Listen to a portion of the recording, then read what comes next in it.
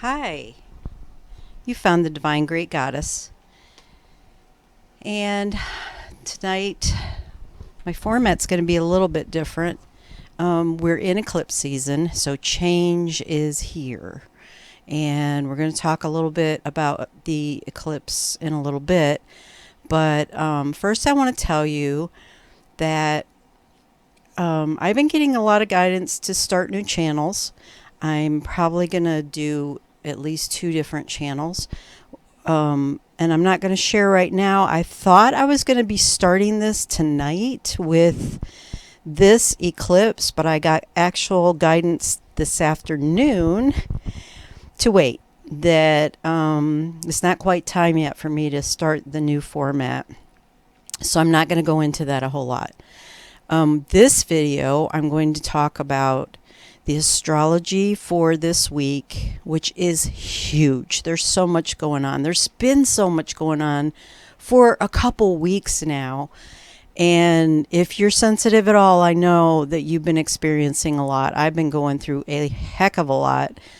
Mercury, that whole period of being retrograde, really back until the Lion's Gate, there's been a lot going on, a lot of shifts. We're going to also talk about the eclipses. And also I want to talk about Venus star point. So I'm going to put timestamps in the description box where you can find each of these. I'm not going to draw any tarot cards on this video. What I'm going to do is I'm going to follow up this video, and I may not get till them until tomorrow on the actual eclipse. And I'm going to do one video that will cover the 12 astrological signs plus the twin flame reading. So that may be 2 different videos there, more than likely. The one video with the 12 signs will be a more short, condensed version since it's so late and the eclipse is already here tomorrow. It is going to be based on the eclipse energy and what we're working on through this eclipse season. All right, so let's start with some astrology. So Pluto stationed on around October 8th, I think it was, and started moving forward. And it's going to be direct until March 23rd of 2023. It's been 248 years since it's been in the sign of Aquarius. It's moving out of Capricorn and going to be moving back into Aquarius. I don't know the exact date that happens. But it's what it is doing is things in your life that you've been working on in Capricorn are going to be coming to an end. So Pluto will be going retrograde again in the spring, and it will be a lot more of finishing up of things that have been going on. I'm kind of an astrologer wannabe. I have loved astrology since I was in my 20s. I bought all these books. I was really interested in it. And then I kind of dropped it for a while. And last year I got really more interested in it, and I'm slowly learning things. I would actually like to take some courses. I just haven't done it yet. But I want to focus for you on what the astrology is for this week because it's so big. And I'm going to give you some examples of what's in my chart to maybe help you relate a little bit. So the other thing I wanted to tell you is that Saturn stationed the 22nd, 23rd, and started going direct. So if you know what's going on with you, or what was going on with you back in May or June that was affected by Saturn, this was a revisit of that to clean things up. Okay? So, I want to tell you for my chart, I am a Sun Virgo, rising Virgo. My moon is in Taurus, but I have 4 placements of Virgo in the 12th house. So I have a lot of Virgo. But my Saturn is in Capricorn in my chart in the 4th house. So I just told you that where Pluto is moving out of Capricorn. So if any of you are astrologers, and I'm not getting this right, please put in the comments and make clarification. But my understanding is that where you would have Capricorn in your chart, whatever house that is, would be a big effect of, or where Pluto is in your chart, would have a big effect of what you've been working on as far as what might be closing out. So my understanding, if I have Saturn in Capricorn and both Pluto and Saturn are coming out of retrograde and going direct, and Pluto is moving out of Capricorn, then all of this Saturn in Capricorn being in my 4th house would affect me there, if I'm understanding this correctly. The 4th house has to do with home, family, ancestral patterns, security, foundations. And I will tell you, I have been clearing ancestral patterns for over a year. I have been working on my security and my foundation for a very, very long time, many years. So I want to share with you that what I have had awarenesses of, this hit me on the Lion's Gate. That morning of the Lion's Gate, I had all of this emotion coming up. And I started having awarenesses of what things I had been working on building were about me building foundation in my life.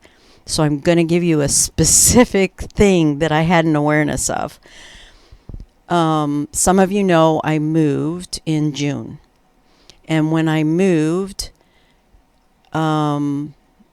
in with the love of my life, and that's a whole nother story, but we needed more storage space. So I built a foundation underneath the king-size bed so we would have storage spaces underneath our bed. And the other thing I did was I built a wall that allowed for security reasons to keep a garage door open for better ventilation, but we needed a security wall to keep people out for security reasons. And again, it hit me that it was all about building a secure foundation. It hit me like a ton of bricks on the Lion's Gate. And I had a whole lot of emotional release. And there's a whole lot more to it and the things that have been coming up. I'll tell you, it would benefit everyone to journal. Even if you just take a calendar and you write little notes about awarenesses that you have, what's occurring in your life that's significant, because it helps you to be able to go back and look at things. Like, I had to literally go back where I had notes to remember. I knew it was a significant time, but I couldn't remember which significant time it had hit me on. And as soon as I looked at the date, because I knew around what date it was like, oh my God, of course, it was Lionsgate. And it just helps for us to be able to see the patterns and to get awarenesses. And I love writing down, and I wish I had done this all along. I did it for a while, then I stopped, and I think it's really important to write down your awarenesses when you have them, especially the ones that are really big, huge aha moments, because they can be part of a pattern, and you can see endings and you can see new beginnings. And to me, that's just really exciting. So for me, I had been working on foundation and on security, and I can clearly see that. And that is the fourth house where I have Capricorn, Saturn in Capricorn. And I didn't know until I was looking at my chart as I was writing this information that that's what all of that is. So to me, what I'm feeling like is I am finally coming to a place in my life where I'm coming to an ending of that cycle. Like I've done the work and I'm ending all of that so that I can start a whole new beginning where I've already worked on building all of that up, and now it will be something brand new that I can build from what I've done. Okay. Also know that Saturn suggests that karmic debts have been repaid. So a lot of people through these retrogrades, I mean, there were so many planets. I want to say there was 6 planets in retrograde all at the same time. And this was like September, October. I remember in 2020, I think it was in the month of June. I know it was during the summer where we had a lot of planets retrograde at the same time. And it has such a big impact. But what things that you have gone through that may have been very, very difficult in your life through these last couple months, you may have been releasing things and paying your karmic debt. So this allows for new chapters to start in your life. Allow yourself to move forward. Don't stay stuck in any belief systems or ideas that it's going to be the same. Allow yourself to take one step forward, one step at a time, and just follow through. Don't let yourself get overwhelmed. Just take little baby steps, but move forward. Okay, then we have Juno, and that had been retrograde and went direct. It was retrograde from July 24th to October 22nd. And Juno helps us look at and heal relationship issues. And it helps us to step into relationships and partnerships, whether they're romantic or not, in healthier and more mature ways. Something you can ask yourself are these people in my life that are around as support, do they support a healthy, loving, happy life for me? If they don't, then chances are you need to move in a different direction. You need to move in the direction where you find and attract healthier, more mature people that support your life in a healthy, loving, and happy way. Okay. Mars goes retrograde in Gemini in October, the October 30th. And it will be in retrograde through January 12th. You might feel a drain of your energy during this period of time. You know, Mars tends to be the war planet, and it can create difficult movement forward when it's retrograde. It's kind of like that feeling of spinning your wheels.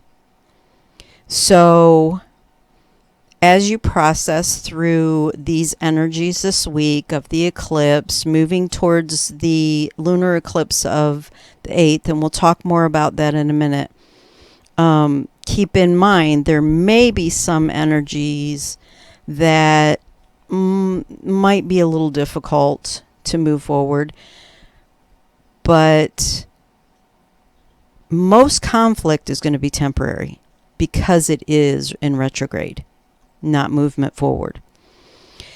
There may be things that are postponed during this retrograde, and if that happens, it's probably a good thing. It may take time to update things. Recent developments in your life may take longer than you anticipated that they would. Things like that. Internal stress can have a big impact on your health during the Mars retrograde. So focus on coping strategies to decrease the stress in your life. Work on that now so that you don't get caught up in it when it's here. It's a good time to end unhealthy habits and addictions. It's just a prime time to support that. Okay, then we have Mercury, which is moving very fast this week. It's square to Pluto on the 27th, and that could be a very good time for communication with people. People in those relationships that you need to resolve things with or bring things up for future endeavors or whatever, partnerships, anything like that. Okay, that pretty much gets the astrology. Then I wanted to talk about the Venus star point. So Venus is in Libra at 29 degrees, conjuncting the sun. This happened on October 22nd, the same day that Juno went direct. This is really huge energy. This Venus work was followed by Ariel Gutman. She has studied Venus, and there's stuff out there on YouTube and stuff, I think, or a website. I think it's a website, actually. But if you Google it, you'll probably find her. And this is the first conjunction in an air sign since 1771, is what I heard somewhere. There's a lot of air coming into this planetary structure as we move forward for a little while. In the whole planetary structure, there's a lot of influence of air.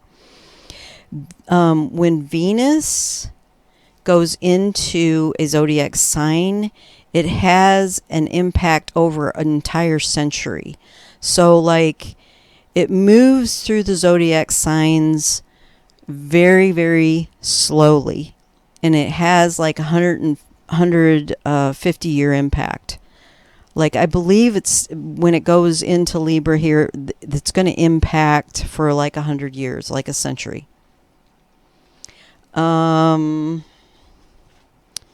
Let's see.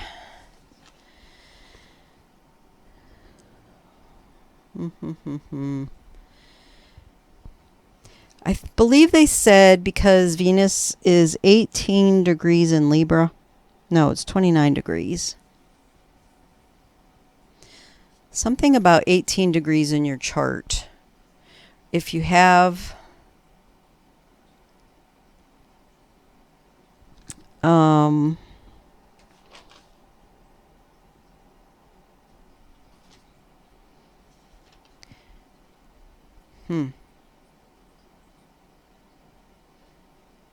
cardinal signs are mostly affected, I believe. Am I confusing my notes here? I think I might be. No, I'm not. Okay, so we're moving from Scorpio, which tended to be focused on me. It's a very egocentric energy, into the Libra, which is focused on we. It's more heart-centered. So this makes for a time to grow. So you can ask yourself, are you changing the bad habits? As we let go of the old, All of that being done, we can become lighter, and it allows us to move forward more easily.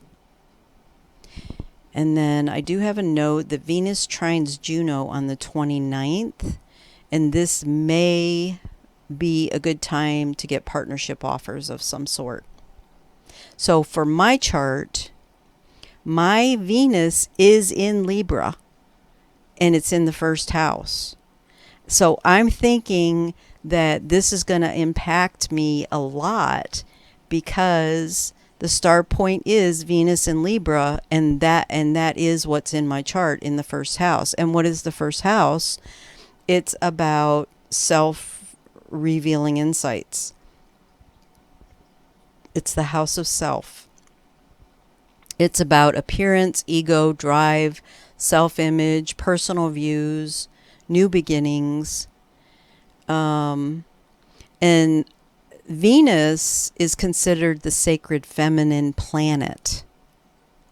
And I'm a Virgo, and I have a lot in Virgo. And Virgo is considered the sacred feminine zodiac sign. So, the best way to reach my personal potential and to contribute to the world is probably where my focus is going to be, being in the first house. And that's very much in alignment with who I am anyway and the work that I do. But like I said, I got some awarenesses just today, not to implement anything today, because I'm going to be going through some more changes through this week, and I got big awareness on that I need to wait until I go through these changes, so then I can implement what I come up with then. And it may be different than what I was thinking today. Okay. So Venus in Libra star point is very much about bringing unconditional love into the planet. It's going to have an impact pretty much on everybody. But certain signs are going to be affected a little bit more. And Librans, I would think, definitely are going to be affected. Where you have Libra in your chart, you may have some potential effects. All right, so let's get into the eclipse season. So tomorrow, 10/25, is the partial lunar eclipse in Scorpio. This is primarily air and water. It's going to be a very emotional time. There is a lot of planetary aspects interacting with this eclipse that it's going to create a lot of change, a big change. Many probably felt us moving towards it in this last week. It was very intense energy.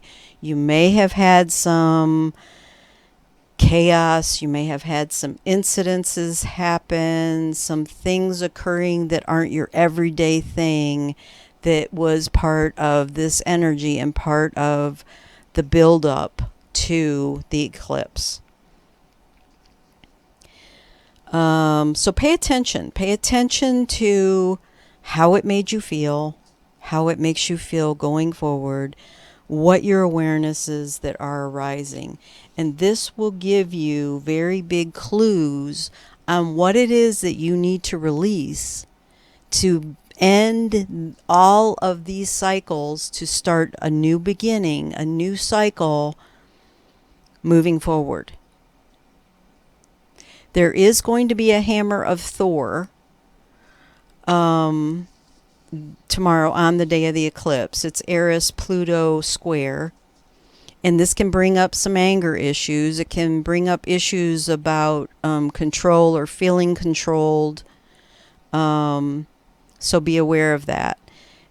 People can end up falling from grace during this time period. People, I would say, in resistance of moving forward, you can find that they're going to fall from grace. They are making choices that is not in alignment with who they really are. You may also have people leaving the planet, and I also heard animals. So I say I'm an astrology wannabe, and I am learning about astrology, but it's interesting to me. As I started writing about this eclipse, I found I was just channeling in information. I do feel like I was probably an astrologer in other lives. So that probably has a lot to do why I have such a big interest in it. But I probably have more understanding of it than I'm realizing in the conscious awareness. Oh, my kitty cat's meowing. So this eclipse is closely connected with the Venus star point. It is about bringing in that unconditional love, having new beginnings. There's a lot of Jupiter influence, and that influence is about dissatisfaction in love and money. The eclipse in Venus energy being about love and relationships, and also about finances. It'll force us to look where we are all at and bring awarenesses in for what we need to change to bring that satisfaction, happiness, joy, and love into our lives that we desire. So it's a new moon, which is about planting seeds. So you can ask yourself, what do I want my life to look like? And if you've never done intention work, it's a great time to do some kind of a new moon ritual and set down on paper intentions for what you want your life to be like. And when you write intentions, be clear. I do a lot of work with this with clients, so you can contact me and I can give you some help with that if you need some help. But it's a great time, and especially since it's eclipse season, on this new moon to do some kind of ritual or some kind of focus on intention work on what it is you want to create, what you want this new beginning to look like. So if you look at the bigger picture of this solar eclipse on 10/25, going forward to the lunar eclipse of 11/7, this is establishing new beginnings, new patterns, after letting go of old negative energies and patterns and belief systems.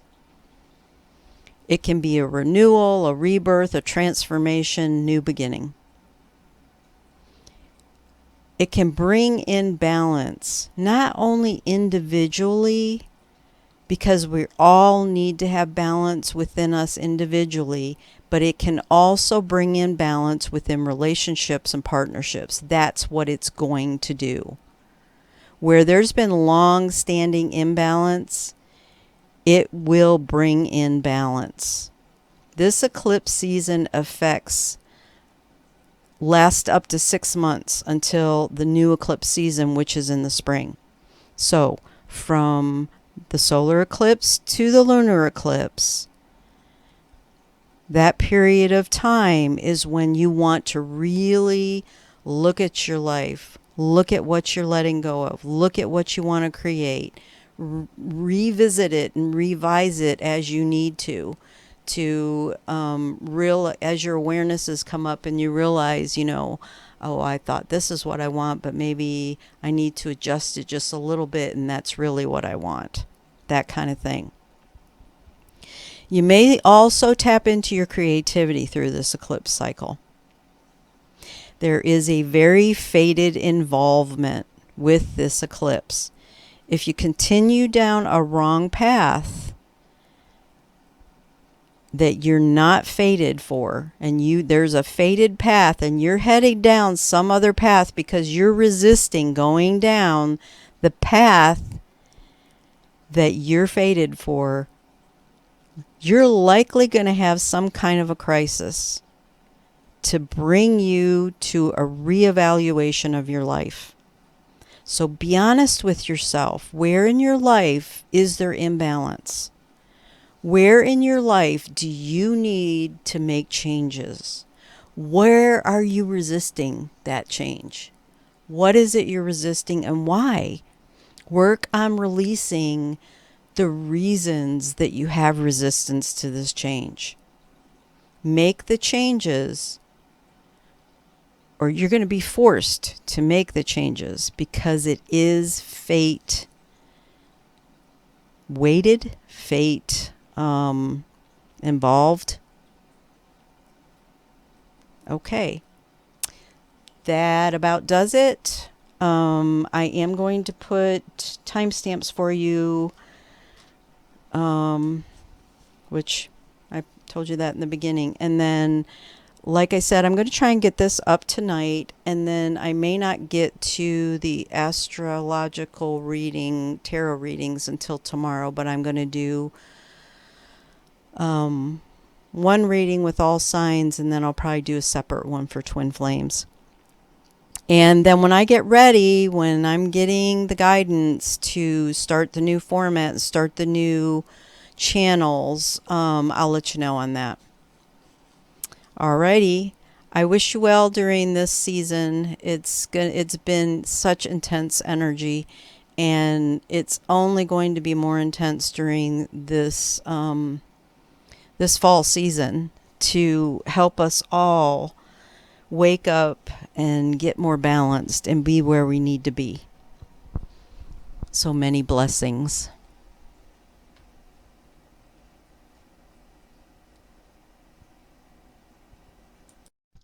Please know that I do not use any other social media sites, and I will never initiate contact with you. The only way that you can reach me is via email. In the description box, you will find information that explains the services I offer. I would appreciate it if you would help me to get my channel out there more for other people to see by a like, subscribe, and share. Thank you.